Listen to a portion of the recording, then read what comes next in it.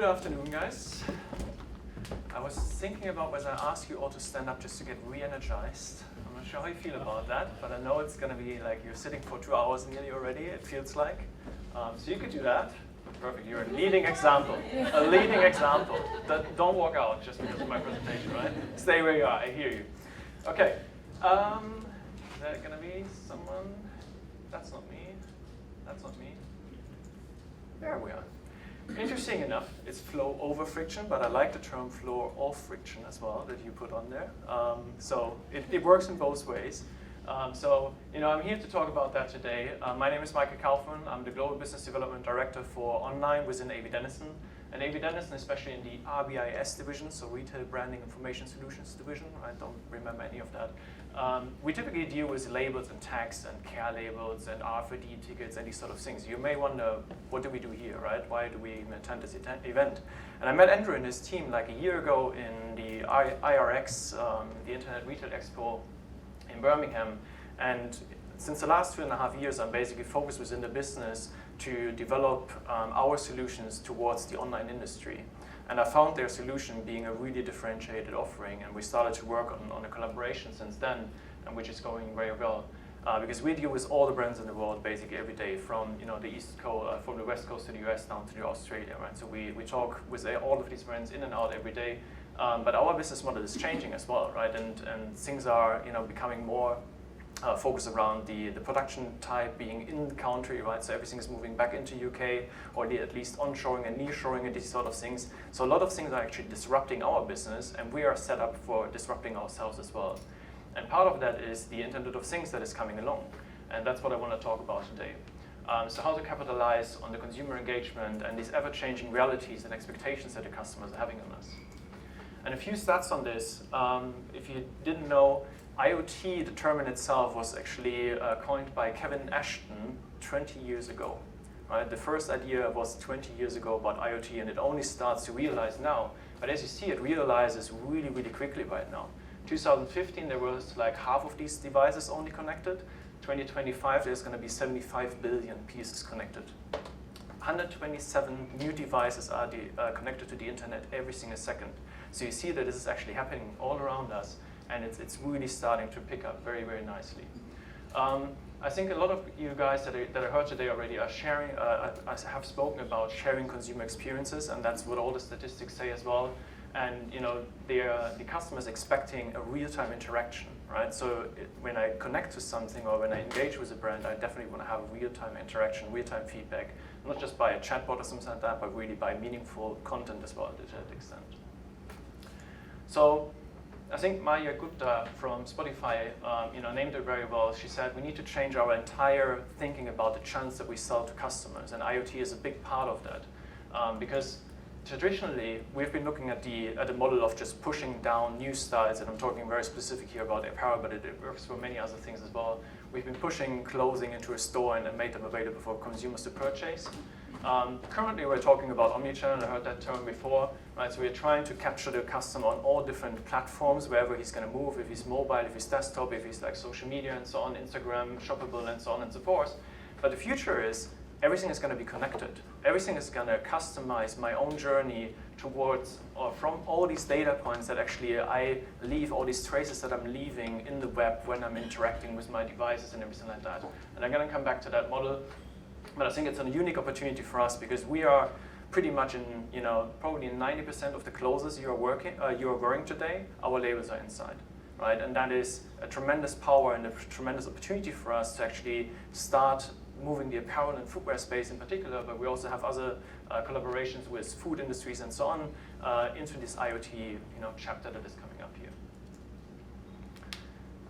You can see the stuff on the left side, but I think what really, resonated with me a lot was the statement by Maya Angulo about people remember how you made them feel, right? I think this is really something when you guys just spoke on the panel about the experience when someone opens it and they see their name, they see curated content, they see content that really relates to them. That's an experience, and we call that traditionally we have called that the moment of truth. So the moment of truth for us with our customers happened in the retail environment, right? You walk into a store, you smell it, you see all these brandings and so on and so forth. This moment of truth shifted obviously to the e-commerce side, right? It's about opening that box and creating something meaningful there. Augmented realities are part of that. You know, everything plays back into that, and the smart slip plays perfectly back into that as well. I think Internet of Things is also about the statements. I'm looking for something that simplifies my life, right? So if you see how these things are all connected with each other, that actually helps us to connect and simplify our daily life. So why is Avery Dennison doing that? I already elaborated on that, but data is the new oil, right? That's, I think, a very, very important statement, and we all live through that every single day. And we have to find solutions for our customers that are from all the different industries to actually provide them an engine to do that and to collect the data. So we've been working with everything that is a blockchain as one of our partners to come up with a blockchain solution and a label solution that works with either NFC, RFID, QR barcodes, whatever that will be, any sort of interaction devices, to have every single product that we produce, or every single garment in particular for the division that I'm sitting in, and every single shoe, to have a digital identity and being born digital. So from the first moment where things are sewn together in the factory in Bangladesh, it has a digital identity, it has a digital life in that sense, and you can start tracking it throughout that entire journey until it sits somewhere in a DC, until it gets fulfilled to a customer, and further from there, and I can come back to that. But I think we've launched this whole solution in 2016. We have a couple of use cases that I'm going to show you in a second, and it really starts to show exactly that, what we are looking for in terms of the interaction. A few things why that all is available, and I think why there are some of the challenges, as Becky and the other ladies mentioned, is about the serialization at scale, right? I think only nowadays we are really able to serialize things on big scale, right? So really giving everyone a single identity and do this in a mass production in a very speedy way, and that was really cumbersome in the past. But I heard a lot of great conversations about QR barcodes today and why they are not used, and I think, who was it, who was first on stage? You, Richard, I think you said it. The QR barcodes were just misused in that sense, right? We let people, or we brought people to a website that they could enter themselves, right? If you do www.ebay.com, or if you scan a QR barcode, what's the difference, right? You still have the same experience. Interesting enough, QR barcodes are expected to replace standard barcodes by 2024, which is not far out here, right? So GS1 is pushing that and trying to make it accessible to everyone in the world to actually replace that. And just a simple QR barcode is one thing, a dynamic barcode is the other thing, right? And dynamic barcodes are interchangeable content. So it's the same barcode, same serialization, but every time you scan it, you get a different experience. You are able to actually, in the back end, send the customer on day 1 to point A, on day 2 to point B. Right? And that's very much a great tool for you to actually interact with your customer and do that. And as Richard and all the other speakers said already before, native QR barcodes reader in the phones, NFC readers and so on, they make that available. RFID not so much yet. It could come in the future, I could say, right? I mean, RFID is a great technology that is adopted across multiple industries today already, but not so much for the end consumer. So the end consumer wouldn't be able to do anything with it as of now. What we have is, and you can actually scan this code, just to get engaged here in an interactive presentation. We have a platform that is called Janella, right? And Janella, as I said, is this digital identity. So when you scan this barcode over here with your native camera, it's going to take you, Andrew, thanks for doing that. It's going to take you to the website of this product, right? Nothing sophisticated, you would say. Scan it another time, and it's actually going to lead you to a Spotify playlist that is exclusive, and that is exclusive content, right? So we again speak about content. And when we talk about the education of people starting to use QR barcodes again, it's only going to happen once we provide them unique content, exclusive content that they only can engage with if they have this product or whether they are really opting in that sense, right? So once that is actually happening, people are going to talk about that on social media, right? They're going to share the experience that they had, and not only can you just do like different logics behind that, and if you scan it the third time and the fourth time and the fifth times and so on, you can actually connect it to all other data in the world as well. So where is this scanning happening? Is it in a store environment, or is it somewhere on the mountainside, right? Is it what's the weather outside? Right? What's the time of the day? How many times did this customer scan my code already? How many times did this specific device already scan QR barcodes of my brand, and so on and so forth? And due to all these things, when we talk about personalization, you actually personalize that experience, and you start interacting with the customer on very, very different levels, and you start interacting on the garment or the shoe that he's wearing at that moment. right? So you start really to get them and bring them from the moment where your box was delivered, you start engaging with them and you keep that relationship for a very long time, and as long as you give them exclusive content, right? And that's the key thing here. So a few things about authentication. We heard about that from a logistics side, can be done here, right? So because you can scan and track the entire supply chain of that product, right? So when you scan it again, only this one QR code can actually link back to it and can be authenticated. Registration, checkout, rewards, recycling, and recycling is actually an interesting piece here, right? I was in Copenhagen last week, attending the Copenhagen Fashion Summit, and most of the people were actually talking about the end life of products. How to do that, right? How to actually help customers to understand how to recycle these shoes, or giving them rewards for recycling it or giving it a second life, right? So sharing economies and all these different things are playing into that to actually say, what can I do with my product from here further? And there's obviously a back-end link to that, right? And this back-end will give you first-hand information. I think that's something that I wouldn't underestimate, how much information, how much data points you can actually get from such a consumer interaction. It's not going to be only Google and Apple and Facebook and all these guys and Amazon owning this data. You actually create first-hand information with your customer, and you know much more about them. So you can tailor all the experiences, you can tailor your products, you can tailor your marketing campaigns with first-hand information. I think that's really significant for you to start collecting your own data and not just rely on these big players out there.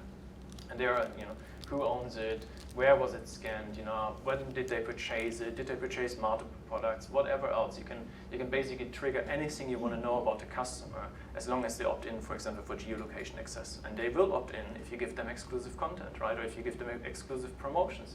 So are you in the 5-mile radius of my next store and you scan the product, you're going to get a special discount, right? Or you're going to get a personalized shopping experience, whatever that will be, right? So all of that is measurable. And a few examples of what we have done in the apparel industry was Rochambeau was one of our collaborations.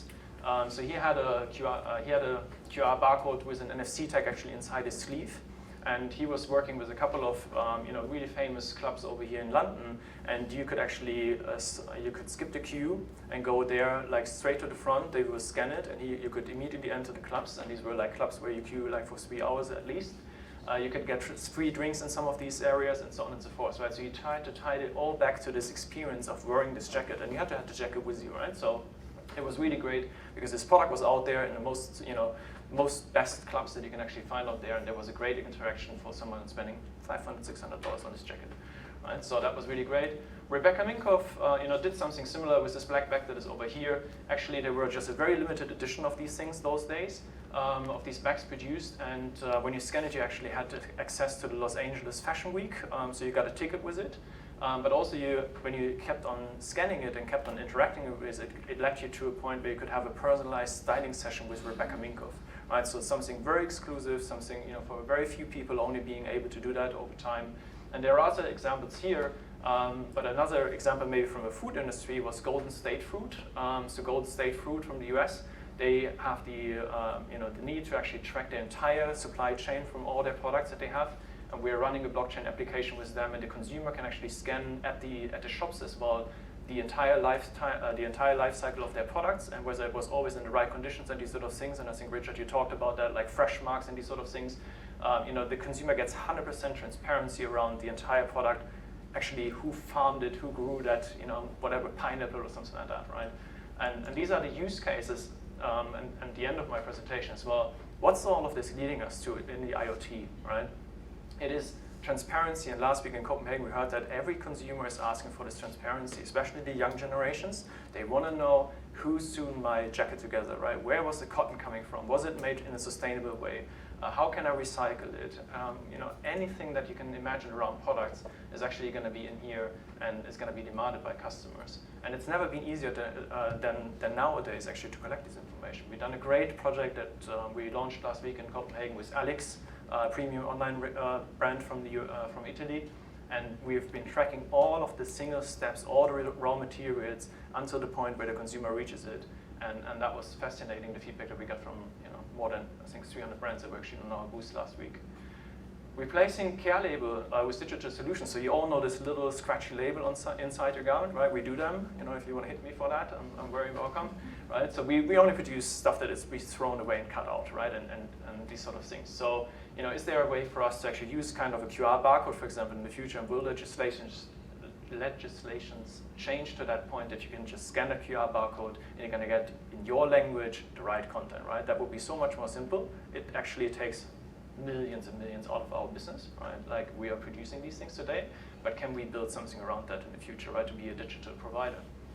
Clothing speaking to your washing machine, right? Like, or, you know, just connected wardrobe. So let's say my calendar, it says tomorrow morning I want to go for a run. Can I walk into my wardrobe and my closet tells me, actually it's going to rain outside, you should take these clothes with you to work, right? All of this interlinking of information and data around, you know, everything I'm doing and everything I'm interacting with, and my smartwatch actually told me, or told the system I'm going for a run every Friday morning, 8 o'clock, right? Like, all these different things are connected, and that's where, you know, it's going to be very easy for consumers to accept this technology because it's really going to help them. It's not just something that they need to act on, right? So like a voice system in that sense, like this voice commerce. I get it and I don't get it because I still need to tell it, so I could type it in as well, right? It's like the QR barcode, it leads me to a website, but actually I need to tell it. So it isn't really compelling for me, you know, others start saying something different.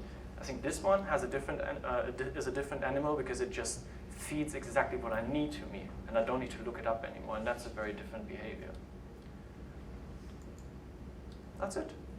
Thank you very much.